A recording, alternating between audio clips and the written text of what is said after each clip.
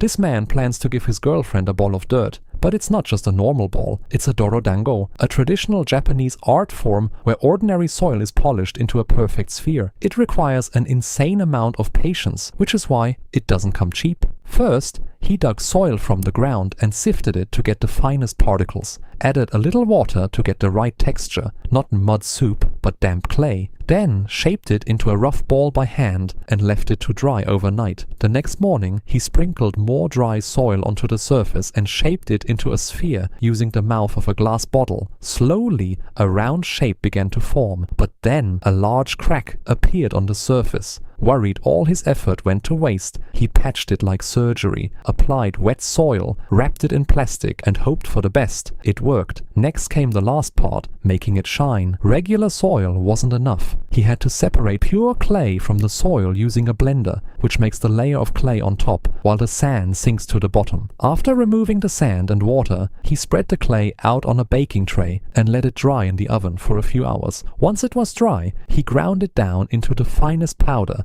before sprinkling it onto the ball layer by layer. Hours of rolling with a bottle mouth later, the ball finally started to look shiny. Then came the drop tests. On the table, safe. On the floor, safe. But from his height plus the height of a chair, goodbye, mini dango. Well, back to square one.